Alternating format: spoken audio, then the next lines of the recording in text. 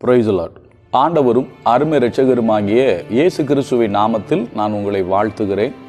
மறுபடியுமாக கர்த்தருடைய பரிசுத்தமுள்ள சன்னிதானத்திலிருந்து கர்த்தருடைய பரிசுத்தமான வார்த்தைகள் மூலமாய் உங்களை சந்திப்பது மிகுந்த மகிழ்ச்சி. ஆண்டவருடைய பெரிதான கிருபையினால இந்த வாரம் நாம் தியானிக்க ஆரம்பித்திருக்கிற காரியம் புது வருட ஆயத்தம். வேதத்தின்படி புது வருடம் என்பது என்ன அப்படின்னா பஸ்கா. இஸ்ரவேல் ஜனங்கள் எகிப்திலிருந்து புறப்பட்டது தான் அவங்களுக்கு புது வருஷம், வருடத்தின் முதல் மாதம். சரி, இதை எப்படி அவங்க ஆயத்தப்பட்டாங்க, அப்போ நம்மளும் புது வருடத்துக்காக எப்படி ஆயத்தப்படணும் அப்படின்னு சொல்லி பழைய ஏற்பாட்டிலையும் புதிய ஏற்பாட்டிலையும் ஒரு சில காரியங்களை நம்ம கற்றுக்கொள்வதற்கு கர்த்தர் நமக்கு உதவி செய்வாராக. முதலாவது, என்னுடைய மனதை மிகவும் தொட்ட ஒரு விஷயம் இருக்கிறது. பஸ்காவில் நடந்த ஒரு நிகழ்வு நான் வாசிக்கிறேன் பாருங்க.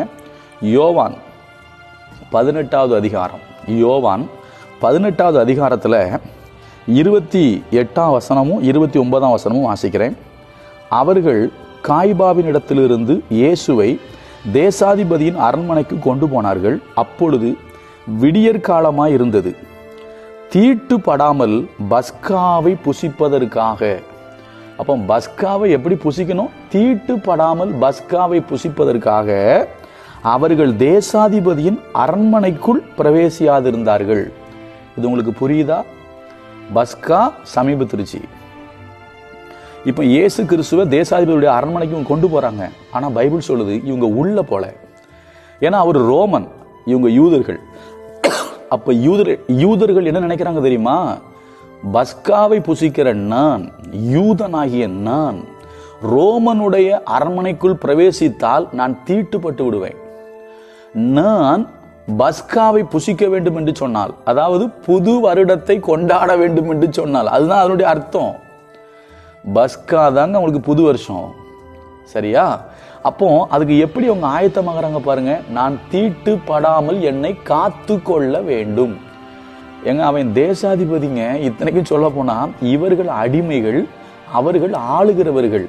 ஆளுகிறவர்கள் எவ்வளவு பெரிய ஆளாயிருந்தாலும் உன் வீட்டுக்குள்ள நான் வந்தா நான் தீட்டாயிருவேன், நான் உன் வீட்டுக்குள்ள வரமாட்டேன்னு சொல்லி யூதர்கள் அந்த வைராக்கியத்தை காண்பித்தார்கள். ஒருவேளை அது மாம்ச வைராக்கியம் தான், ஆனா அங்க ஒரு விஷயம் இருக்கு. நாங்கள் தீட்டுப்படாமல் பஸ்காவை புசிக்க வேண்டும். பிலாத்துவின் அரண்மனைக்குள் நாங்கள் போய்விட்டால் நாங்கள் தீட்டுப்பட்டு விடுவோம். அப்போ பஸ்காவை புசிக்க வேண்டும் என்று சொன்னால் நான் எப்படி ஆயத்தம் உள்ளவனா இருக்கணும்னா, என்னிடத்தில் எந்த தீட்டும் இருக்கக்கூடாது. புதிய ஏற்பாட்டுக்கு நீங்க வந்தீங்கன்னா எது தீட்டு தெரியுமா? மனுஷனுடைய இருதயத்திலிருந்து புறப்படுகிறது தான் மனுஷனை தீட்டுப்படுத்தணும் போட்டிருக்கு. பொல்லாத சிந்தனைகள், விபச்சாரம், வேசித்தனம், களவு, காமவிகாரம், பெருமை, மதிகேடு, பொருளாசை, விக்கிரக ஆராதனை, இது எல்லாம் மனுஷனுக்குள்ள இருந்து புறப்பட்டு வரும். பொல்லாங்க ஆனவைகளாகிய இவைகளே மனுஷனை தீட்டுப்படுத்தணும் எழுதப்பட்டிருக்கு.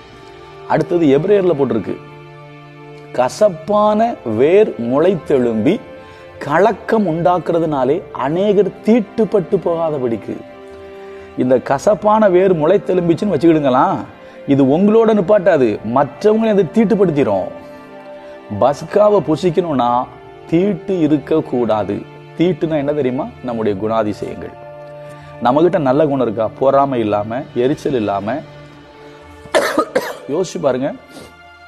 கபடு, காம விகாரம், வன்கண், பெருமை, மதிகேடு, துஷ்டத்தனம், இது எல்லாமே மனுஷனுக்குள்ள இருந்து புறப்படுமா. இதுதான் மனுஷனை தீட்டுப்படுத்துமா. அப்ப இந்த மனுஷனுக்குள்ள யாரு வரணும் தெரியுமா? கிறிஸ்து வரணும். அதுதான் பவுல் எபேசியர்ல எழுதுறாரு, தேவனுடைய சாயலின்படி சிருஷ்டிக்கப்பட்ட புதிய மனுஷனை தரித்து கொண்டீர்களே. அதுவும் எப்படி போட்டிருக்க? மெய்யான நீதியிலும் பரிசுத்தத்திலும் தேவனுடைய சாயலின்படி இருக்கிற புதிய மனுஷன். அப்போ நம்ம புது மனுஷனா ஆயிருந்தோம் அப்படின்னா நமக்குள்ள அந்த தீட்டு இருக்காது. நம்ம புது மனுஷன் ஆகலைன்னா நமக்குள்ள அந்த தீட்டு இருக்கும். தீட்டோட பஸ்காவை புசிக்க கூடாது, புது வருஷத்துல பிரவேசிக்க கூடாது. இந்த தீட்டை நம்ம அகற்றுவோம். அதுக்கு தான் எபிரேயர்லயும் போட்டிருக்கு, பழைய ஏற்பாட்டிலையும் உண்டு. தீட்டுப்பட்டவன் மேல அந்த கடாரியின் சாம்பலை தெளிப்பாங்க. தெளிச்சா அவன் என்ன ஆயிடுவானா? சுத்தமாயிருவான், சரியா?